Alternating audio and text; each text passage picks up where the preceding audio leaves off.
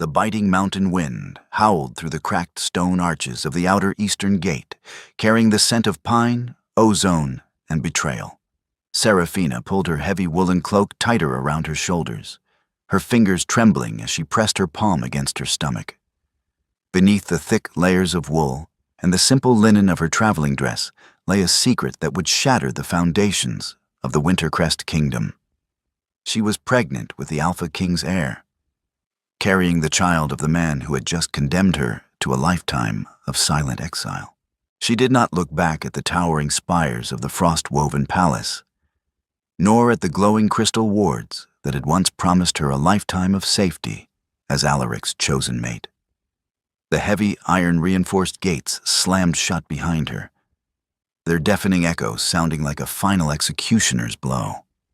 She had left her broken silver betrothal collar on the cold marble floor of her chambers, a useless trinket tossed aside in the dead of night. "Move quickly, Lady Serafina," whispered Brandon, the elderly royal carriage master who had risked his life to smuggle her past the gate guards. "The night patrols will rotate in less than an hour. If the king's scouts realize you are gone, they will seal the mountain passes." "They won't look for me, Brandon," Serafina said, her voice a quiet, hoarse whisper. Alaric made his choice. To him, I am already dead. A traitor stripped of her name, meant to be forgotten in the barren borderlands. As the carriage rolled down the steep, jagged mountain paths toward the whispering spires, the lawless, fog-shrouded neutral territory that separated the rival kingdoms, Serafina closed her emerald eyes. She could still smell the smoke of the obsidian hall. She could still hear the cold, detached voice of Alpha King Alaric as he listened to her half-brother, Gideon, present the fabricated ledger of her supposed treason. Alaric had not defended her. He had not looked into her eyes to find the truth. Blinded by political pressure and the threat of a civil war from the northern lords, he had signed her exile decree without a single tremor in his hand. But she would not be a sacrifice. She would not sit quietly in a remote cottage and wait for Gideon's assassins to finish her. She was proactive, intelligent, and now she had a life to protect. Meanwhile, in the royal sanctuary of the Wintercrest Castle, the heavy oak doors were violently kicked open. Alpha King Alaric strode into Serafina's empty chambers, his dark steel armor clattering against the stone walls. His golden amber eyes, usually burning with an unyielding command, were wide with a frantic, desperate terror. The physical threads of the mate bond in his chest were screaming, whipping like broken copper wires against his ribs, sending waves of raw, physical agony through his veins. "Serafina!" Alaric roared, his deep voice shaking the frost-patterned windows. There was no answer. The hearth was cold, containing nothing but gray ash. On the center of the bed lay the silver betrothal collar, snapped in two, beside a crumpled parchment. "Sire!" Lucian, his chief commander, rushed into the room, holding an elderly she-wolf by the arm. It was the royal midwife, her face pale and lined with deep anxiety. "Where is she, Lucian?" Alaric demanded, his towering form casting a shadow of absolute dominance over the room. His alpha aura exploded outward, pressing down on the walls, desperate to find the sweet scent of winter jasmine and crushed ice that belonged to his mate. "Where is my wife?" She left, Your Grace," the midwife stammered, falling to her knees. "She left in the middle of the night. But sire, you must know. You must read the medical registry I found hidden beneath her mattress. I tried to tell the High Council, but Lord Gideon barred me from the hall." Alaric snatched the parchment from the midwife's trembling hands. His eyes scanned the delicate, neat handwriting of the royal physician. The words struck his chest like a physical blade, tearing through his remaining pride. "Patient, Lady Serafina of House Barrett. Status, confirmed pregnant. The royal lineage is stable, carrying the dual magic of the Winter Crest and the spires. The parchment slipped from Alaric's fingers, drifting to the cold stone floor. His breath caught, his heart hammering against his ribs in a violent, suffocating rhythm. She was carrying his child. She had stood before him in the obsidian hall, accused of treason, looking at him with tears she refused to let fall, carrying his unborn heir. And he had cast her out to appease a corrupt council. The registry was dated 2 weeks ago, sire. Lucian said softly, his head bowed. She knew. She knew when she stood trial. Why didn't she tell me? Alaric whispered, his voice cracking, the absolute weight of his failure crushing his soul. Because you did not ask, Your Grace. Lucian replied. You chose the stability of the crown over the word of your mate. You believed the forged ledger. Trace her, Alaric roared, his voice breaking as his inner wolf thrashed in silent, agonizing torment. I want every scout, every scent hound, every warrior on the pass. We ride now. Sire, Lucian said, his face grimmer than Alaric had ever seen it. We found the tracks of a carriage crossing the eastern gate at midnight. But the storm has washed away the scent. By our calculations, she has already crossed the boundary of the Whispering Spires. The neutral lords have activated their protective barrier. We are 1 day too late. Alaric fell to his knees on the cold marble, his hand grasping the broken silver collar. A low, agonizing howl of absolute despair echoed through the empty chambers, a king broken by his own pride. Realizing the woman he loved had vanished into the shadows, carrying the future of his throne. The Whispering Spires was a brutal, unforgiving labyrinth of jagged obsidian rocks and perpetual gray fog, where the law of the Alpha King held no sway. Here, the outcasts, the rogues, and the rival factions of the Nightshade Pack carved out their territories in blood and silver. Seraphina's carriage had been abandoned miles back, its axles shattered by the rough mountain pass. She walked on foot, her leather boots slipping on the icy slate. She was exhausted, the physical strain of the early pregnancy making her knees tremble. But her mind remained sharp and calculated. She knew she was being hunted. Not just by Alaric's scouts, who would surely try to reclaim her once the truth of her pregnancy leaked, but by her brother Gideon's mercenaries, who needed her dead to secure their family's hold on the royal treasury. A soft rustle of wind behind a jagged rock made her halt. She didn't panic.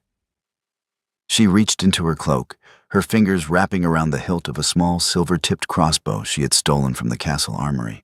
Show yourself, Seraphina called out, her voice carrying a cold, steady authority that bellied her physical exhaustion. I am armed, and I have no interest in mercy. A figure stepped out from the gray mist. It was a tall, lean wolf with scarred arms and a cynical smile. Beside him stood 3 heavily armed warriors, wearing the dark emerald leather of the Nightshade Pack. Well, well, the leader said, his eyes scanning her expensive wool cloak and her refined posture. A royal runaway. The spires are not a place for delicate court ladies, mistress. Your jewelry alone would buy a small village in the valley. My jewelry is gone, and I am no delicate lady, Seraphina replied, aiming the crossbow directly at his chest. I am Seraphina of Wintercrest, and I demand parley with your alpha, Cassian. The warriors laughed, but the leader's smile vanished when he noticed the faint, silver-white glow of magic flickering at her fingertips. The rare moon magic of the high priestesses of the spires. A bloodline thought to have been eradicated by the Wintercrest kings. The high priestess bloodline. The leader whispered, his eyes wide with a sudden, tense respect. You are the daughter of the lost sanctuary. I am the rightful mistress of this peak, Seraphina said, her chin tilting upward. And if you attempt to touch me, the very stones beneath your feet will tear you apart. Lead me to Alpha Cassian. I have a bargain to offer him." The journey to the Nightshade Citadel was a grueling ascent through narrow caverns. But Seraphina did not complain. She focused on her breathing, using her knowledge of herbal medicine to identify the wild fire root growing in the stone crevices, chewing on the bitter leaves to mask her scent from any tracking hounds Alaric might send. The Nightshade Citadel was a breathtaking fortress carved into the side of a massive obsidian cliff. Inside, the air was warm, heated by thermal springs, but the political atmosphere was freezing. Alpha Cassian sat on a throne of dark stone, his piercing green eyes assessing her with a cold, pragmatic curiosity. He was a man of rumors, ruthless, brilliant, and a sworn enemy of the Wintercrest Kingdom. "You dare enter my hall, Seraphina?" Cassian said, his deep voice echoing off the vaulted ceilings. "Your mate, King Alaric, has spent the last 5 years trying to burn our borders. Why should I not throw you to the wolves?" "Because Alaric is no longer my mate," Seraphina said, stepping forward, her movements graceful despite her fatigue. She unclasped her cloak, letting it fall to the stone floor. She stood before him in her simple travel dress, her hand resting protectively over her stomach. "And because I carry the heir to his throne, a child that carrying the dual magic of both our lines, a child that your faction can use to secure a permanent, favorable treaty with the Wintercrest, or to destroy Alaric's dynasty forever." Cassian leaned forward, his green eyes flashing with shock. "You would use your own child as a political pawn?" "I am protecting my child, Alpha Cassian," Seraphina said, her emerald eyes narrowing, filled with a dangerous, maternal fire. "In Wintercrest, my child would be a target for assassins and ambitious lords. Here, under your protection, my child will be a sovereign. I offer you the ultimate leverage over the Alpha King. In exchange, I demand sanctuary, resources, and a seat on your ruling council." Cassian stared at her, a low, appreciative chuckle escaping his lips. "You are not the weeping victim my spies described, Seraphina. You are a viper." "I learned from the best," she replied. But as the bargain was sealed, a sudden tremor shook the citadel's outer wards. A guard rushed into the hall, his face pale. "Alpha, the Wintercrest vanguard has arrived at the outer canyon. King Alaric himself leads them. He has bypassed the neutral treaty, and he is tearing down our gates." The massive iron-studded gates of the Nightshade Citadel groaned under the immense physical pressure of the Alpha King's vanguard. Outside, the fog was illuminated by the golden-white glare of Alaric's royal magic, a terrifying display of absolute power that made the stone walls of the canyon vibrate. Inside the grand hall, Alpha Cassian stood up, his claws lengthening as his warrior instincts flared. "The fool is violating the neutral treaty.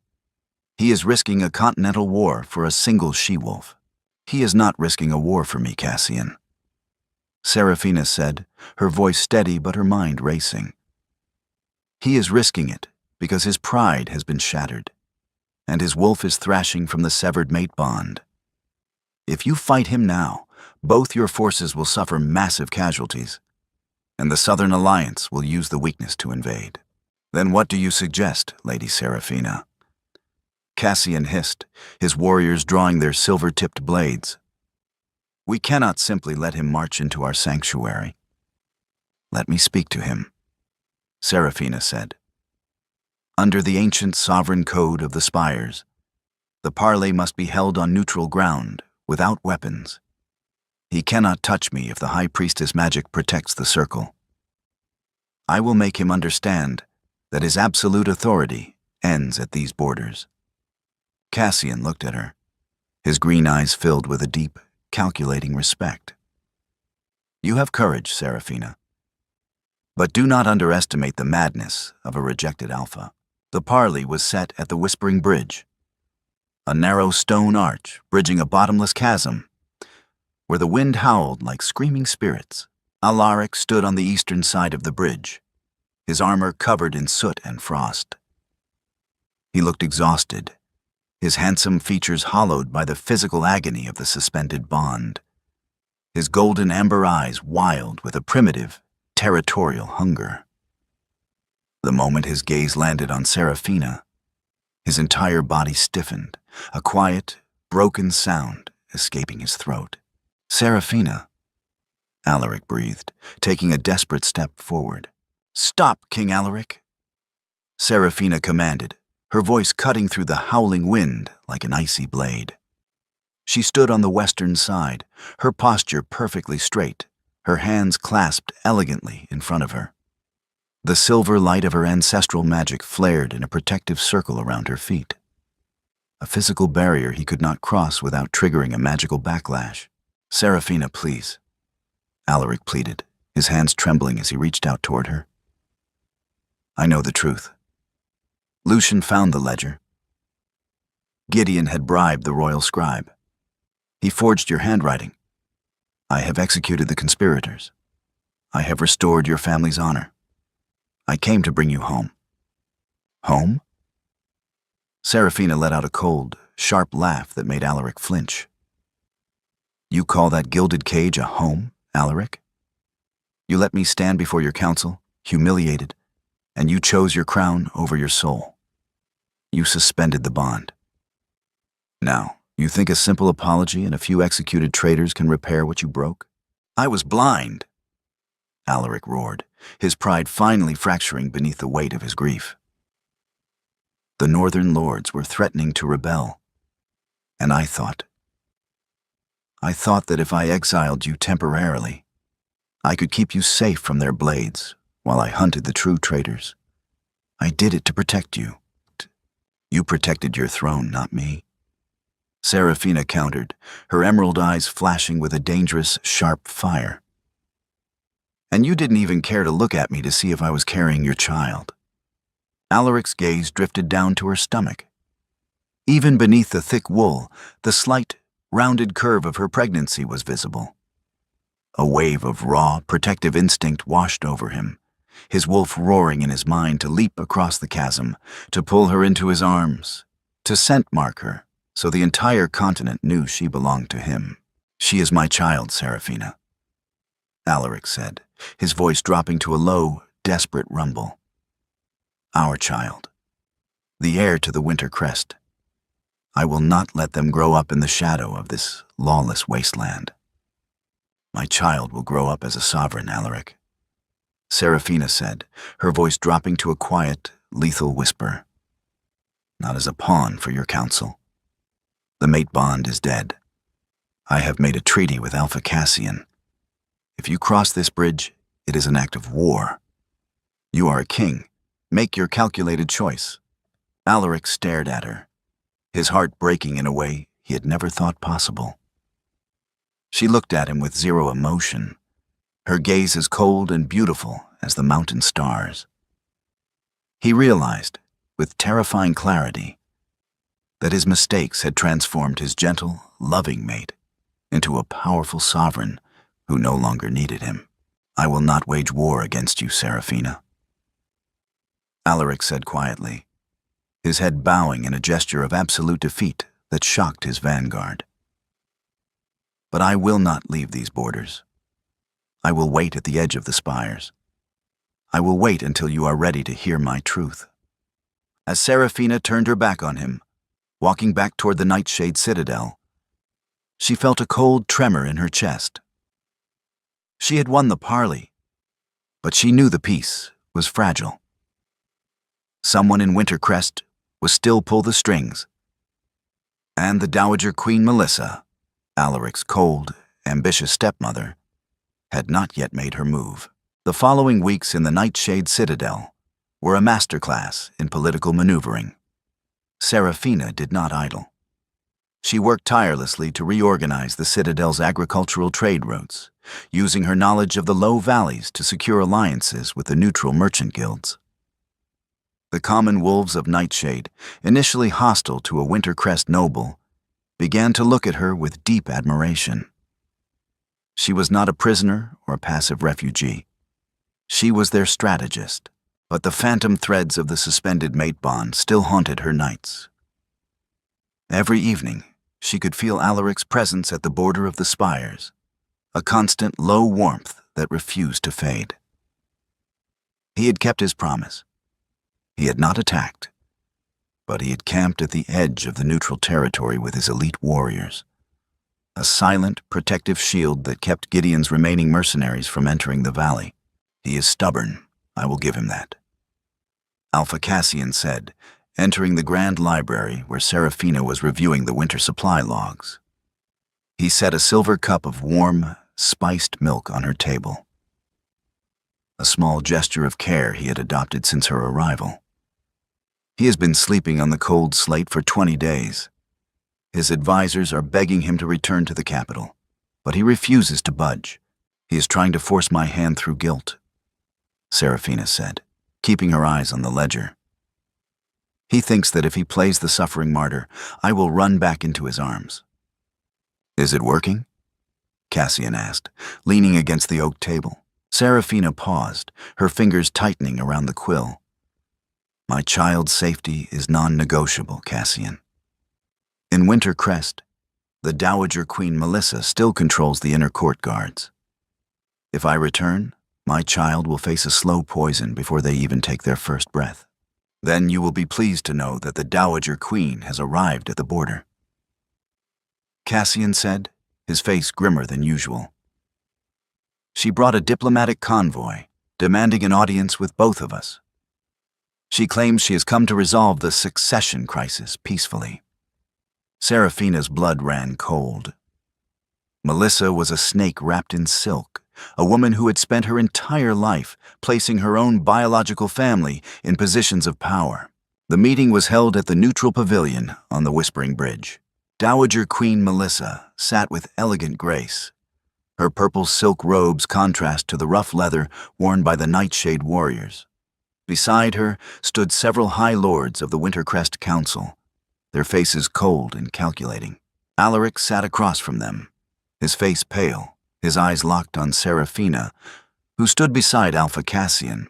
The law of the Crescent Throne is clear, Melissa began, her voice smooth and dripping with artificial warmth. An unborn child of the royal lineage cannot be raised in a neutral territory. It is a violation of the ancient blood right. If Lady Seraphina refuses to return, the council has the legal authority to strip the child of their inheritance and declare them a bastard of the spires. Alaric's golden amber eyes flashed with a dangerous, beastly alpha rage. You do not decide the status of my child, Melissa. The council does, Your Grace, Melissa replied, her smile never wavering. Unless you are willing to abdicate your throne to secure their legitimacy. A shocked silence fell over the pavilion. Seraphina looked at Melissa, her mind racing. The twist was clear. Melissa didn't want the child returned. She had orchestrated the entire situation, hoping Alaric's protective instincts would force him to abdicate his crown to save his child's status, leaving the throne empty for Melissa's own biological son, Kalen. An elegant trap, Your Grace. Seraphina spoke up, her voice clear and resonant, carrying a commanding authority that made the Wintercrest lords look at her in surprise. You accuse me of treason. Yet you use my child's inheritance as a weapon to strip the king of his crown. That sounds like high treason of your own. Melissa's smile stiffened. I am merely representing the law, Lady Seraphina. The law of the Crescent Throne also states that a high priestess of the spires has the right of sanctuary. Seraphina countered, stepping forward, her hands flaring with a soft, silver light that made the ancient stone pillars of the bridge glow in response. I have activated the ancient sanctuary law. My child is not a bastard. They are the sovereign heir to the Whispering Spires, a title that holds equal weight to your Crescent Throne. If you attempt to strip their inheritance, You are declaring war on the entire neutral alliance. The High Lords began to whisper nervously, looks of fear darting between Seraphina and the glowing stone pillars. They had forgotten that she carried the pure, ancient magic of the First Keepers.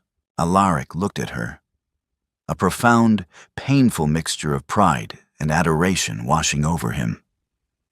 She was magnificent. She had dismantled Melissa's political trap with a single ancient law, protecting both his crown and their child's future. But Melissa's eyes narrowed, a flash of murderous intent crossing her features. You are very clever, Seraphina. But laws only protect those who survive to enforce them. The warning in Melissa's eyes was not an empty threat. 2 nights after the parley, a heavy, unnatural silence settled over the Nightshade Citadel. The thermal springs, which usually filled the corridors with warm steam, had gone cold, replaced by a freezing draft that smelled of sulfur and shadow magic. Seraphina sat in her chambers, her hand resting on her stomach, feeling the soft, rhythmic kick of her child. She was 7 months pregnant now, her movements slower, but her senses were sharper than ever. She had noticed the subtle shift in the wind hours ago. A sudden, sharp cry of pain from the corridor made her tense. She immediately blew out her candle, slipping into the dark corner of her room, her hand wrapping around her silver-tipped crossbow. The heavy wooden door of her chamber was silently pushed open. 3 dark, shadowy figures slipped inside, their blades coated in a dark purple liquid, concentrated shadow poison, designed to rot a wolf's soul from the inside. "But where is she?" one of the assassins whispered, his voice a low, raspy hiss. The Dowager Queen said she would be sleeping. "Find her and finish it quickly," another replied. "The King's scouts are patrolling the outer walls. If we are caught, we will be skinned alive." Seraphina didn't hesitate. She aimed her crossbow in the dark, her finger pulling the trigger. The silver bolt flew through the air, striking the first assassin squarely in the throat. He collapsed with a wet gasp, his body dissolving into dark purple smoke. "An ambush!" the second assassin roared, lunging toward her corner. But before his blade could reach her, the window of her chamber shattered into 1,000 pieces. A massive, dark figure crashed through the glass, his golden amber eyes flaring with a terrifying, beastly alpha rage. It was Alaric. He had breached the Citadel's outer wards, guided by the desperate, agonizing screaming of their mate bond.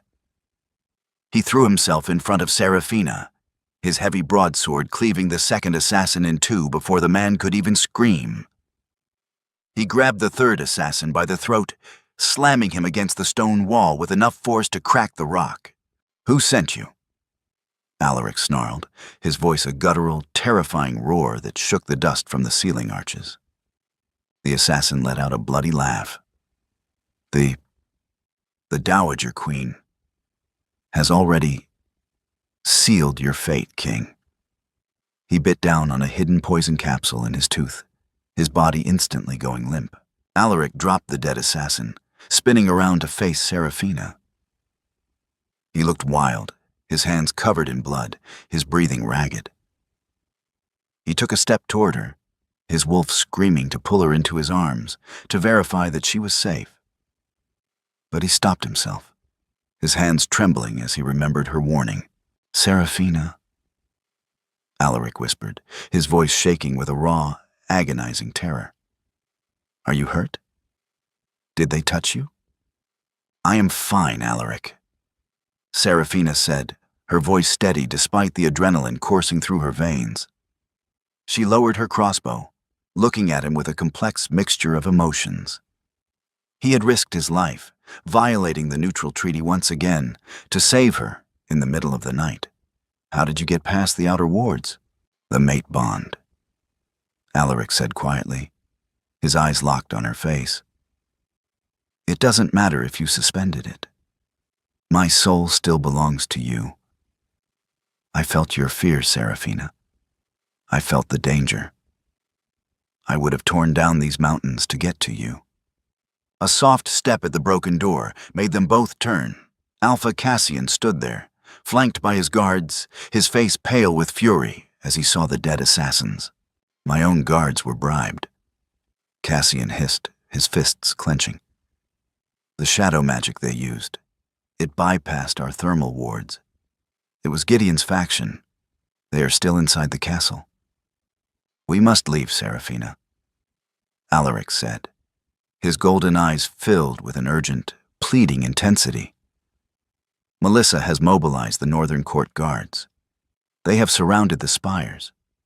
They are going to frame Cassian for your murder, using it as an excuse to launch a full-scale invasion of the neutral peaks. You are not safe here. I am not running back to your capital to be a prisoner, Alaric, Seraphina said, her chin tilting upward. Then I will stay with you, Alaric said, his voice firm and absolute, a sudden, shocking decision in his eyes. He unclasped his heavy broadsword, throwing it to the stone floor. He took off his dark steel royal signet ring, tossing it beside his weapon. I will surrender my crown and my sword. I will enter this citadel as a common protector, under Alpha Cassian's command.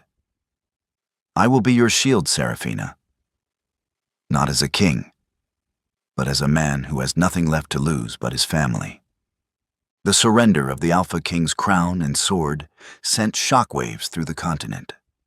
In the grand hall of the Nightshade Citadel, the high lords of both factions gathered in a tense, breathless silence, staring at the golden signet ring resting on the black stone altar.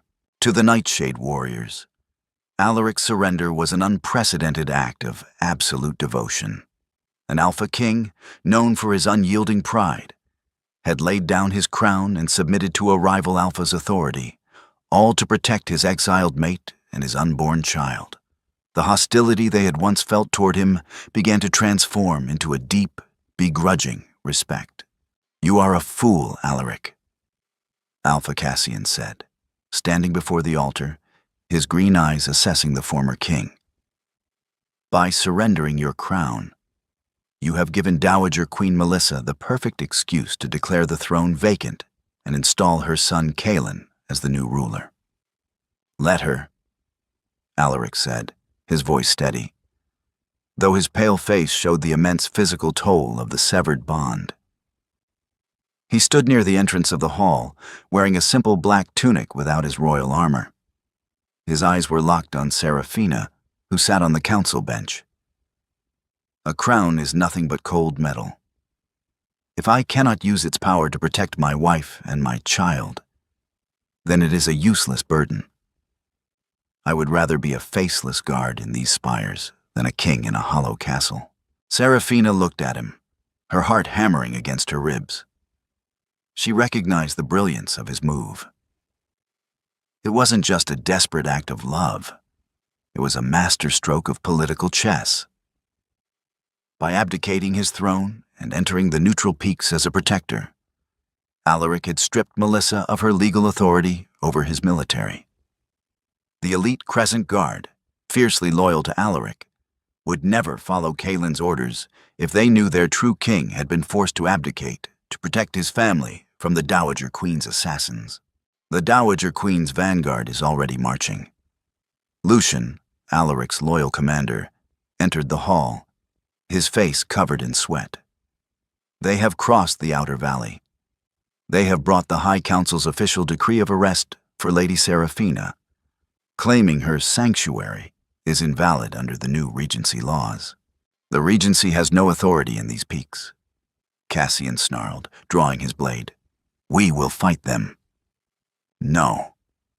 Seraphina spoke up, her voice ringing out like a clarion of judgment as she stood up from the bench. She was 8 months pregnant now, her presence radiating a powerful, independent majesty that made the very stones of the hall hum in resonance. If we fight them now, we play into Melissa's hands. She wants a bloody conflict to justify her regency. We will give them a trial. Alaric stepped forward, his eyes wide with concern.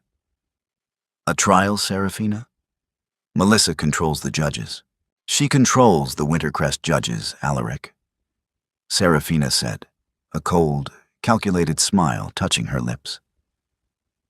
But she does not control the High Priestess Court of the Spires. Under the ancient covenant of the Peaks, if a High Priestess is accused of treason on neutral ground, the trial must be held before the joint council of both kingdoms, presided over by the spirits of the Whispering Spires.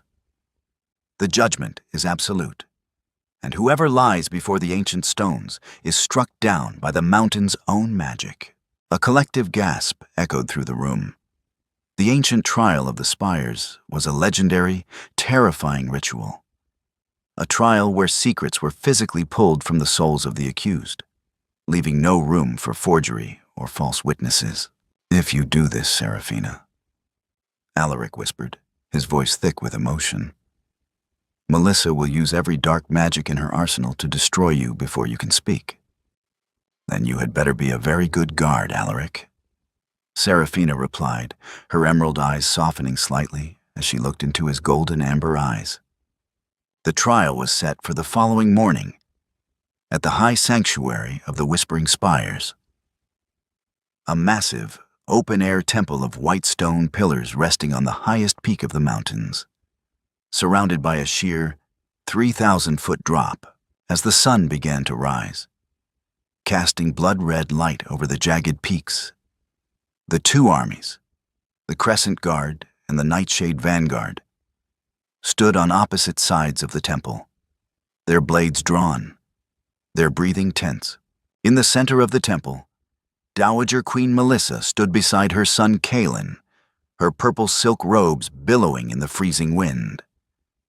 Her face was a mask of calculated triumph, but her eyes narrowed as she saw Seraphina approach, escorted by Alpha Cassian and a silent, towering black-clad guard with golden amber eyes. "Let the trial of the Spires begin," Melissa called out, her voice smooth and cold. "And let the truth be carved in stone." The open-air temple was silent, save for the howling wind that whipped through the white stone pillars. The atmosphere was thick with a heavy, ancient magic that made the skin of every wolf in attendance tingle with a tense, nervous energy. In the center of the temple floor lay a massive, circular white stone etched with ancient silver runes. The Stone of Truth. Dowager Queen Melissa stepped forward, her voice carrying across the silent crowd. "Lady Seraphina of Winter Crest, you stand accused of conspiring with the Nightshade Pack to leak the defensive codes of our northern wall, resulting in the deaths of 50 royal warriors. The evidence has been verified by our High Council. How do you plead?" "I plead for the truth, Dowager Queen," Seraphina said, her voice clear and resonant, completely devoid of fear. She stepped onto the circular stone, her hand resting on her stomach. The silver runes beneath her feet began to glow with a soft, pure light, wrapping around her in a gentle, protective aura. Beside her, Alaric stood as her silent guard, his hands clasped behind his back, his golden amber eyes locked on Melissa's face with a lethal, unyielding intensity. "The evidence presented by your council was a forged ledger, written by my brother Gideon under your direct orders," Seraphina continued, her voice rising, carrying across the mountain peaks. "You needed me removed because I had discovered the true source of the poison that killed the late king, Alaric's father. It was not a natural illness. It was a slow-acting shadow poison, purchased from the Southern Alliance and administered by your own handmaid." A shocked murmur broke out among the Crescent Guard. The warriors looked at Melissa, their faces filled with a sudden, rising suspicion. "This is outrageous," Melissa snarled, her face flushing with anger. "You attempt to deflect your own treason by insulting the memory of my late husband. You have no proof."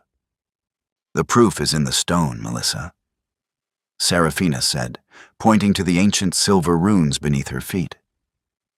"Under the ancient covenant of the Spires, if you step onto this stone and swear to your truth, the mountain will verify your words. If you lie, the silver magic will reject your soul." Turning the stone black, Seraphina stepped back, gesturing to the center of the circle. "If you are innocent, Dowager Queen, step onto the stone and swear before both our kingdoms that you had no part in the late king's death, or in the poisoning of my child's pastries." Melissa froze. Her eyes darted to the white stone, then to her son Kaelin, who was looking at her with a sudden, terrified panic. She knew the power of the spire's magic. She knew she could not lie before the ancient stones without her soul being torn apart. The Dowager Queen does not submit to the superstitious trials of outlaws. Kaelin shouted, drawing his sword. "Guards, seize the traitorous she-wolf."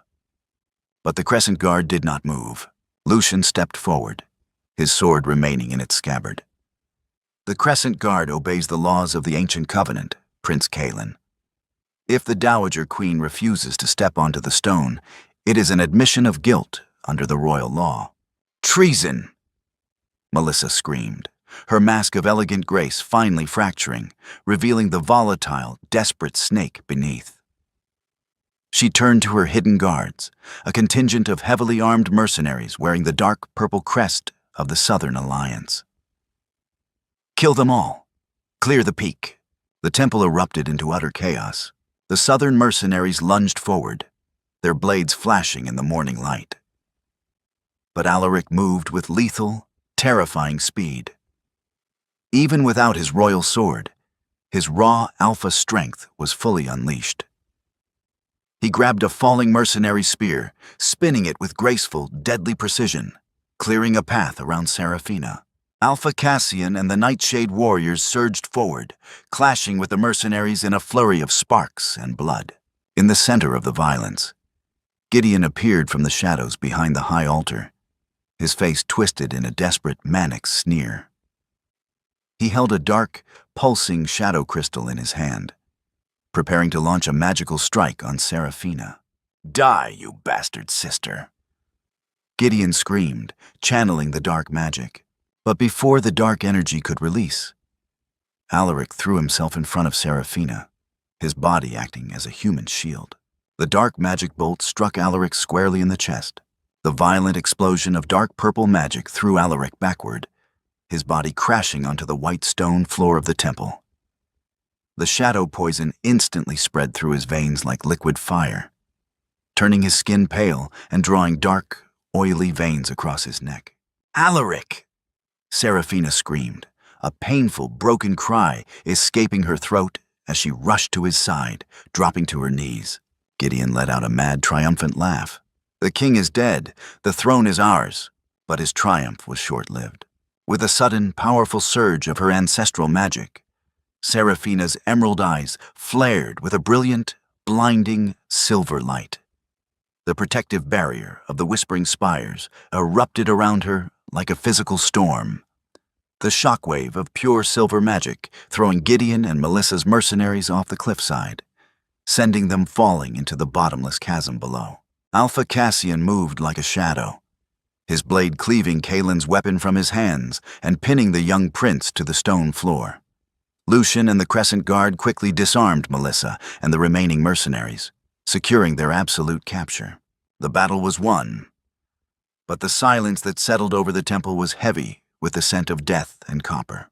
Seraphina knelt beside Alaric, her hands pressing against his chest, her palms bursting with a desperate, silver, healing magic. But the shadow poison was too strong, resisting her healing, turning her silver light into a dark, pulsing gray. "Darius. Alaric, hold on." Seraphina sobbed, her tears falling onto his pale face, mixing with the blood and dirt. "Look at me. Do not close your eyes. You cannot leave me." Alaric weakly reached up with a scarred, trembling hand, his fingers gently brushing her cheek, wiping away her tears. His golden amber eyes, usually so commanding, were now filled with a soft, peaceful warmth. I am sorry, Seraphina," Alaric whispered, his voice weak and raspy, carrying a profound, emotional awe. "I spent my life trying to be the perfect, strong king, but I was a coward. I let them make me throw you away. This is my penance. I would rather die." protecting you, than live a single day in a kingdom of ashes without you. No! Seraphina cried, her heart shattering all over again. But this time not with the pain of rejection, but with the terrifying, absolute dread of losing him forever. The mate bond within her soul, once suspended and dormant, suddenly flared to life with a blinding, desperate intensity, refusing to let him go. She realized the truth. She had never stopped loving him. Her anger was only the mirror of her deep, wounded love. "Listen to me, Alaric," Seraphina whispered, her voice carrying a resonant, sovereign authority that echoed through the mountain peaks. "There is only one way to purge this poison. I must use the ancient royal severance. It will channel my pure moon magic through your heart, completely purging the shadow poison. But it will permanently sever our instinctual mate bond. We will no longer be bound by fate." Alaric looked at her, a soft, peaceful smile touching his pale lips. "Sever it, Seraphina. I do not want a bond that forces you to love me. I want to earn your love as a man, or die trying." Seraphina closed her eyes, her tears streaming down her face as she placed both her hands over his heart. She drew deep from the core of her ancestral magic, channeling the ancient silver light of the whispering spires. "Purge the dark," she whispered, her voice carrying a divine, melodic resonance. A massive, brilliant explosion of golden and silver light erupted from her palms, completely shattering the dark, oily shadow magic within Alaric's chest. The light poured through his veins, healing the physical wound, repairing the damaged tissues, and anchoring his failing soul back to his body. The mate bond snapped with a loud, spiritual echo, a sensation of cold silence that settled over both their chests. The instinctual connection was gone, but Alaric's chest violently heaved as he took a deep, ragged breath, his golden amber eyes flying open, glowing with a brilliant, healthy warmth. He sat up, looking down at his chest, where only a faint, silver-white scar remained. He was alive. 3 months had passed since the trial of the spires. The grand obsidian hall of the Wintercrest Castle was packed with thousands of citizens. But the cold, suffocating atmosphere of the old court was gone, replaced by a warm, golden light that poured through the newly opened glass arches. The Dowager Queen Melissa and her son Kalen had been sentenced to lifetime exile in the remote northern wilderness, their crimes of treason and murder fully exposed to the realm. Lord Gideon's assets had been seized and redistributed to the common families of the low valleys who had suffered under his trade monopolies. In the center of the hall sat a new, circular table of white stone. Not a high altar or an iron throne, but an equal council table representing both the Wintercrest nobility and the leaders of the Whispering Spires. Seraphina stood at the head of the table, her elegant, dark emerald silk gown accentuating the beautiful, rounded curves of her late pregnancy. She looked radiant, her green eyes clear and filled with a sharp, calculated authority. Her hair was styled in elegant braids held together by silver pins, the traditional style of the High Sovereign of the Peaks. Beside her sat Alaric. He was no longer the absolute distant king who ruled through pride and cold steel. He wore a simple dark tunic with silver trim, his face healthy, his golden amber eyes shining with a brilliant, healthy warmth. "Lords and ladies of the realm," Seraphina announced, her voice carrying a profound, quiet authority that commanded the absolute adoration of every wolf in the hall. "For years, we have ruled through pride, fear, and the demands of toxic alliances. We let false evidence guide our choices, and we cast out the very souls meant to heal our land." Alaric stood up, stepping around the circular table to stand beside her. He reached into his coat, pulling out a new mating ring, not of cold steel, but carved from the golden moonstone of the Whispering Spires. "I do not ask for your instant forgiveness, Seraphina," Alaric said quietly, his voice thick with a deep, devoted love. I know the fated bond is gone, and I have a lifetime of debts to repay you. But I ask for the honor of standing by your side, not as your absolute king, but as your partner, your shield, and your equal. I ask for the honor of courting you from this day forward." Seraphina looked at the ring, then at Alaric. The anger and resentment that had fueled her for months were completely gone, replaced by a calm, peaceful clarity.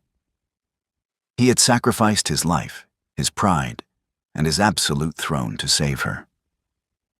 He had willingly accepted the severance of the bond, choosing to earn her love rather than demand it. She smiled, a soft, genuine expression that filled the entire hall with a warm, beautiful light. She reached out, sliding the ring onto her finger. "I accept your courtship, Alaric," Seraphina said, her voice gentle but firm. "But remember this: the absolute rule of the Alpha King is over. We will lead this council together." Alaric smiled, his eyes shining with deep, profound respect. He took her hand, kissing her knuckles. "I would have it no other way, my queen." The following week, the grand courtyard of the castle was packed with thousands of citizens. The shadow plague had been completely eradicated, the borders were secure, and peace had finally returned to the land. Seraphina stood on the high balcony, flanked by Alaric and Alpha Cassian, who had signed a historic peace treaty, recognizing the neutrality of the peaks. The crowd roared, their voices shaking the very mountains. "Long live the sovereign queen Seraphina. Long live the High Council." Seraphina looked out over the cheering crowd, then down at Alaric, who was looking at her with a quiet, devoted love. She had left the kingdom carrying his child, and he had arrived one day too late to stop her. But in her departure, she had found the strength to rebuild herself, and today she had built a kingdom where no wolf would ever have to stand in the shadows again. And she left the kingdom carrying his child. The Alpha King arrived. One day too late, we experience a breathtaking journey of betrayal, survival, and the fierce power of self-worth. Seraphina's story is a beautiful testament to the strength of those who are forced to rebuild their lives in the shadows, proving that no matter how deep the betrayal or how powerful the enemies, a mother's devotion will always find a way to conquer the darkness. Alaric's journey of redemption reminds us that true leadership lies in humility, sacrifice, and the courage to admit our mistakes and fight for the family we almost lost. If you were moved by Seraphina's incredible resilience, Alaric's sacrifice, and the beautiful bond of this reunited family, please take a moment to like this story. Share it with your friends. Leave a comment with your favorite chapter. And subscribe to the channel for more thrilling, high-stakes tales of love and redemption. Character development. Seraphina. Seraphina's character arc represents the ultimate evolution from a vulnerable, exiled mate to a highly capable, strategic, and self-sufficient sovereign leader. Her strength doesn't rely on raw physical combat, but on her tactical intelligence, her mastery of ancient magic, and her refusal to let her past define her. Her choices drive every major turning point in the story. Alpha King Alaric. Alaric's growth centers on shedding the blinders of absolute duty and the toxic reliance on his advisors. His transformation from a manipulated, distant king to an emotionally vulnerable partner is earned through his willingness to lay down his life, dismantle his own absolute authority, and work to earn back the trust of the woman he wronged. The core theme of the story is that family is worth fighting for, but trust must be earned. Real forgiveness is not instantaneous. It requires accountability, changed behavior, and a willingness to put those we love above our own pride and status. True power does not lie in a crown, but in the courage to protect the innocent and stand up for the truth, no matter the cost.